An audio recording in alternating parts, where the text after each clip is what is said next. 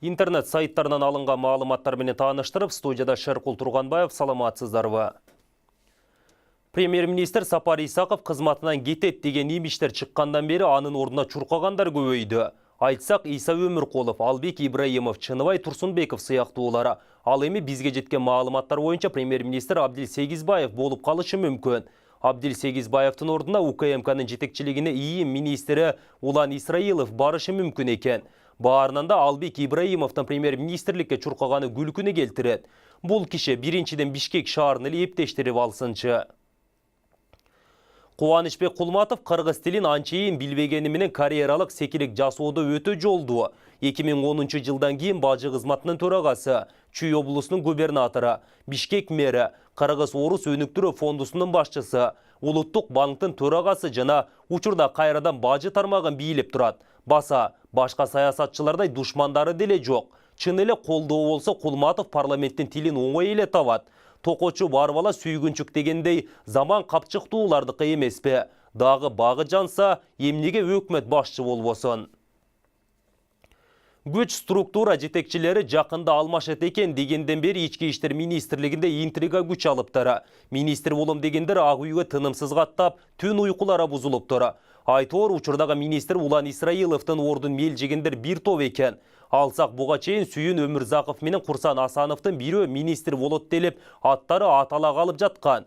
Бирок бул экөөнүн талапкерлиги өтпөй калыптыр. Ак үй жактан соккон желге караганда министрлик орунга ишенимдүү адам дайындалганы жатыптыр. Чини боюнча полковник экен. Ал министр болуп дайындалып калса, Сүйүн Өмүрзаков орун басар кызматынан кол жуур айтылууда. Жакын арада башкы прокурор Инжира Жолдубаева кызматынан кетет деген да кептер бар. Эгер ал кызматынан кетип калса, анын ордуна депутат Канат Керезбеков дайындалышы керек экен. Анткени мурдатан эле ушундай жыйынтыктар чыгып калыптыр. Караколдо шаардык кеңеши менен шаар башчысынын ортосунда пикир келишпестик болуп жатат. Шаардык кеңештеги депутаттар тобу мэрдин кызматтан кетишин талап кылышууда. Караколдун мэри Данияр Арпачиев болсо кызматтан кетүү жөнүндө арыз жазып, бирок аны премьер-министр канааттандырбаганын билдирди. Бул тууралуу ал чынында жумуштан кетүү боюнча өз каалоо менен арыз жазып берген. Бул арызды жазууга шаардык кеңештин кээ бир фракциялардын депутаттарынын иш аракети түрткү болду. Жеке өзүмдүн кызыкчылыгымды, дымагымды токтотуп арызды жазып бергем деп маалымдады. Мэрдин айтымында шаар башчынын отчетун угуудан баш тартып, анын иштен кетишин 18 депутат талап кылып жатат. Алардын арасында КСДП, Республика, Өнүгүү Прогресс, Кыргызстан партияларынан шайланган депутаттар бар. Каракол шаардык кеңешинде 5 фракция бар. Андагы 31 депутаттык орундон 19-ун табылган менен КСДП фракциялары ээлеп, көпчүлүк коалицияны түзгөн. Мандат деген Момпос үйдан да Ширин Турбаева. Мунун анығында парламенттик шайлоодон кийин жеткенбиз. Депутаттык мандатка жетпей калгандар заргакшап чыкпаса жабулуу аяк жабулуу ойдан калмак. Ошол кезде доллары миңдеп талаага кетип жатканда ичи туз куйгандай ачышып далай талапкерлер чуулдап эле жатып калышты. Дагы Жакшы Исмаилова, Абжалиев, Туманбаева жана башкалар титиреңдеше тирешип отуруп, Бабановдун азуусун сындырышты. Айыгышкан кармаштан кийин гана булар мандатын бек кучактап жатып калышты. Жер солкулдап кетти го, булар сүйүнгөндө. Чынында эле республиканын карманган анты абдан катуу болгонун каармандар өзү айтпаса анын жазылган текстинин баалуулугун эч ким билбей калмак. Баламдын күнүн көрбөй калайын деп карганган депутаттар азыр эч нерсени туйбагандай каш керип төрдө отурушат. Деги ушул өзгөчө текстти кайсы сөзмөр жазганын билүүгө убакыт келгендей. Автору Болотканов болчу дегендер да толук кандуу кеп узатпай жатканы кабатырлантат. Алардын оттой жанган демилгесинен деле учурда оңдуу кабар жок. Болгону лидеринен кутулганына кубанып жай турмушун өткөрүп жатканы маалым. Өпкөсү чарадай болгон Бабанов болсо жер төлөөгө кирип чыкпай жатканы эмнеге байланыштуу экенин жамы журт билет. Баягы вулкандай болуп атылып чыккан Өмүкийге арналган ырлар болсо алтын фондко түшпөй калды.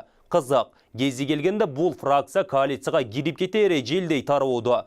Башы жок фракцияны кубаттуулар кол жоолуктай кылып сүйрөйт Турбаева.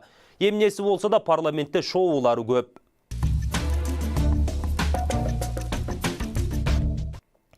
Узаган аптада биринчи вице-премьер-министр Аскарбек Шадиев УКМКга чакырылып, жогорку кеңештен уурдалып кеткен 30 000 доллар боюнча сурак берип чыкканы кабарланды. Бул боюнча Азия Ньюстун өткөн сандарына Шадиев менен Турсунбеков качан камалат деген макала чыккан. Еске сала кетсек, Аскарбек Шадиев Жогорку кеңештин эл аралык комитетинин төрагасы кезинде Чыңгыз Айтматов атындагы Санкт-Петербургдагы берилүүчү $30.000 сыйлык катары андагы спикер Чыныбай Турсунбековдун чечими менен бөлдүрүп алып, бирок ал акча кумга сиңген суудай жоголуп кеткен.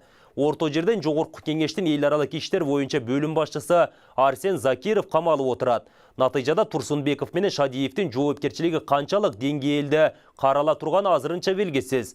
Кызыгы биринчи вице-премьерибиз сурак берип жүрсө, өкмөттүн беделине шек кетпейби? Өнүккөн өлкөлөрдө мындай жагдай түзүлсө, чиновник отставкага кетет эмеспи? Буларды кубаламайынча тырмышып жүрө беришет. Бишкек жебинин кызматтан алынган директору Нурлан Өмүркулу уулу жепти модернизациялоодогу $386 миллион кандайча майнапсыз жумшалганын айтып чыккандан бери Энергия холдинг электр станциялары модернизацияны башкаруу тобу калпта болсо бир жүйө келтирип жооп айтканга жарашпай чейинге кирип бекинип алышты. Энергия холдингтин жетекчиси Айбек Калиевдин өзү баш болуп, электр станциялары ишканасынан модернизацияны башкаруу тобунун жетекчисин кошуп, журналисттерге интервью бердиртем деп убада берген экен. Учурда койругун карматпай качып жүргөнү маалымат булактары жазды. Арты таза болбой куйруктарына калбыр болсо, качпаганда эмне кылышмак эле. Бирок качанкыга чейин качышат. Эртедир кечтир жооп берчү күн келет да. Мегаком соода маркасына ээлик кылган Альфа Телеком компаниясын сатып алууга 4 кардар чыгып жатканы мамлекеттик мүлүктү башкаруу фонду билдирди. Өкмөт бул компанияны сатууга 2015 жылдан бери аракет кылууда. Бирок аны алууга кызыккан кардар чыкпай келди. Чыкса да чыр-чатагы чубалып, саясатташып кетип жатканы белгилүү. Мамлекет дүйнөдөгү уюк байланыш базарында телефондук байланыштын кирешеси түшүп жаткандыктан аны жакшы баага сатып жиберүүнү максат кылууда. Бирок 2015 жылдан бери Альфа Телекомду сатуу аракети ишке ашпай келатат. Саттыктан баага ачылбай жаткан Альфа Телеком компаниясынын чиеленишкен чуулгандуу тарыхы бар.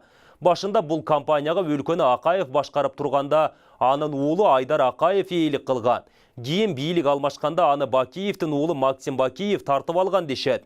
2010 жылы кайрадан бийлик алмашканда компания бүтүндөй мамлекеттин карамагына алынган. Мына ушул чырлуу жагдайлардагы анын сатылышына көп тоскоолдук кылып жатканы талашсыз. Академик Сабырбек Жумабеков медицина кызматкерлери 8 жыл окуп 8.000 сом айлык алып жатканына ичи күйөөрүн айтты. Дарыгер өзү министр болуп турганда медиктердин маянасын 1700 сомдон 5000 сомго көтөргөнү Спутник радиосуна маек куруп жатып билдирди. Анын айтымында өзү бир убакта 5 жерде иштеп 100.000 сомдун тегерегинде айлык алат. Мен директор катары 20.000 сом айлык алам. Илимдин доктору катары 1800. Академик болгонум үчүн стипендиям 12.000 сом. Андан сырткары 4 жогорку окуу жайында студенттерге лекция окуйм. Ушулардын баары биригип 100.000 сомдун тегерегинде болот, деди Жумабеков. Олимпиада оюндарында күмүш медалдын ээси Канат Бегалиев Нооруз күнү өткөн көкбөрү оюндарында рамкадан чыгып, ашыкча бапылдап салды. Намыс менен шортту таластыктардан эч ким талашпасын деп билдирди. Спортчунун бул айткандары коомчулукту дүрбөттү. Кыргыз өлкөсүн бир гана таластан чыккан спортчулар эмес, өлкөнүн ар тарабынан келген улан кыздар дүйнөгө таанытып жатканын Канат Бегалиев мойнуна алгысы келбейби? Дегеле Канат Бегалиевдин деңгээли бөлүп жарууы. Сүйлөйт десе эле бапылдай бербей, кичине өпкөнү да басыш керек го. Сиздер интернет беттеринен алынган маалыматтарга күбө болдуңуздар. Студияда Шеркул Турганбаев болду. Алдыдагы эс алуу күнүңүздөр көңүлдүү өтсүн. Саламатта туруңуздар.